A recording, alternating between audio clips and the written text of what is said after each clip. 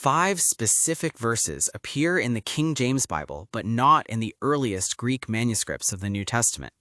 Matthew 17:21, Acts 8:37, Mark 16:9-20, John 5:4, and the famous passage in John 7:53-8:11, the woman caught in adultery, the "let him who is without sin cast the first stone" verse.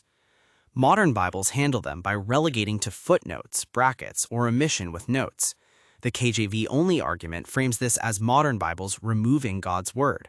The skeptical argument frames it as evidence the Bible was altered. Neither framing matches what the manuscript evidence actually shows.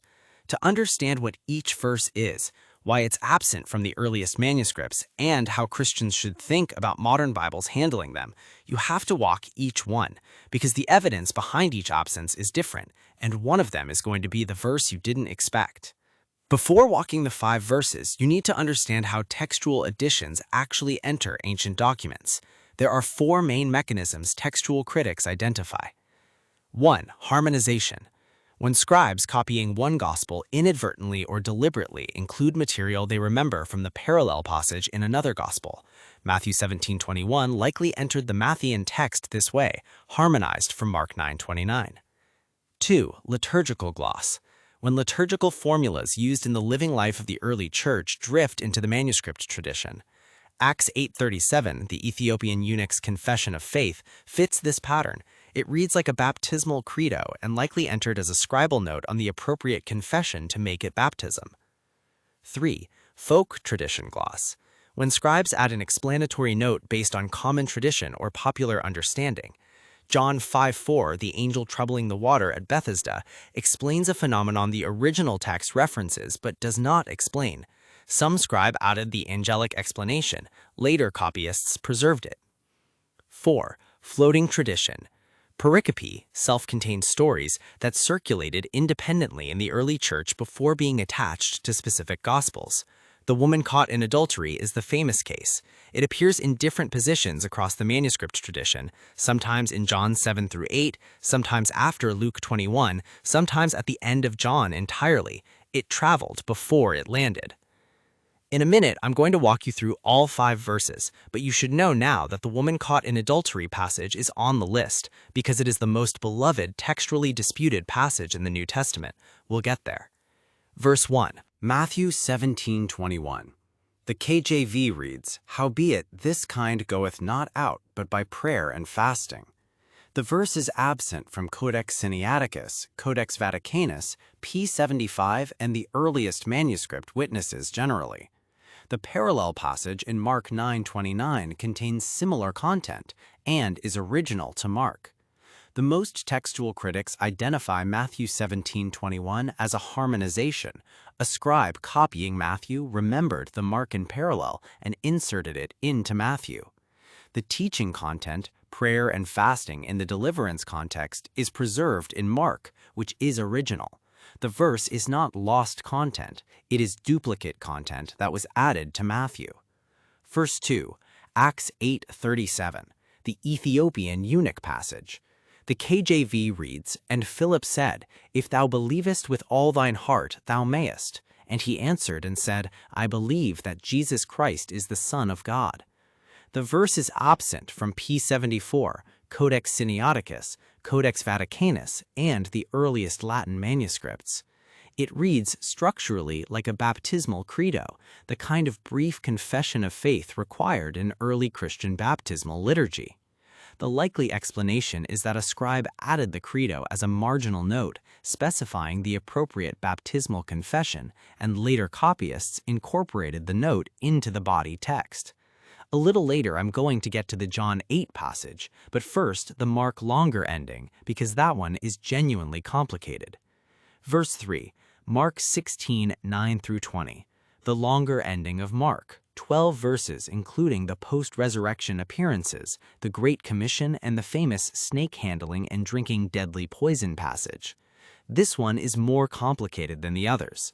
The longer ending is absent from Codex Sinaiticus and Codex Vaticanus, the 2 oldest complete Greek New Testaments, but it is cited by Irenaeus of Lyon around 180 AD, so it is genuinely ancient.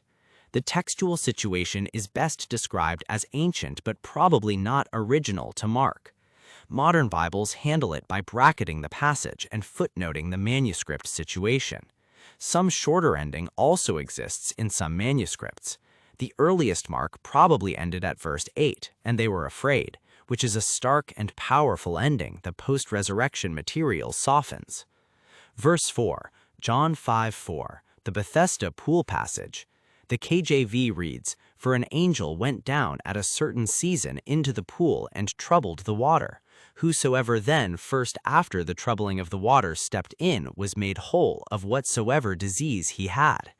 The verse is absent from P66, P75, Codex Sinaiticus, and Codex Vaticanus. The original text simply references that the pool's water was sometimes stirred or troubled without explaining the mechanism. A scribe, likely working from popular folk tradition, added the angelic explanation. Modern Bibles omit or footnote. Verse 5, John chapter 7 verse 53 through chapter 8 verse 11, the woman caught in adultery.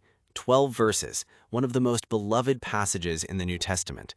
Let him who is without sin among you be the first to throw a stone at her. Neither do I condemn thee. Go and sin no more. Christians have memorized these lines for generations. The pericope adulterae is absent from P66, P75, Codex Sinaiticus, and Codex Vaticanus, the earliest manuscript witnesses to John's Gospel. It appears in the later manuscript tradition in different positions, sometimes in its familiar location after John 7:52, sometimes after John 7:36, sometimes at the end of John, sometimes after Luke 21:38. It is a floating tradition, a story that circulated independently in the early church before being attached to a specific gospel location. Most scholars believe the underlying story is authentic Jesus tradition. There's no good reason for the early church to invent a story where Jesus refuses to enforce capital punishment on a woman caught in adultery, and the early church preserved it. But the textual evidence is clear. It is not original to John's Gospel as the Gospel was composed. It joined the Gospel later. The pericope adulterae carries authentic content, but textually it is a later addition. Modern Bibles bracket it with a note. Some viewers find this destabilizing. The pastoral weight of "let him who is without sin cast the first stone" is real. The textual situation is also real. Both facts have to be held together. What modern textual criticism is actually doing with these passages is the same thing the Reformation invoked, ad fontes, back to the earliest sources. The Reformers argued for returning to the earliest Greek and Hebrew texts rather than relying on the medieval Latin Vulgate. Modern textual criticism extends that same logic, return to the earliest manuscript witnesses rather than rely on later compiled editions. The KJV translators themselves were doing this work in 1611 with the manuscripts they had available. Modern translators continue it with the larger and earlier manuscript witness now cataloged. Modern Bibles are not removing verses. They are returning to what the earliest copies actually have. It's the same Reformation logic applied with better evidence.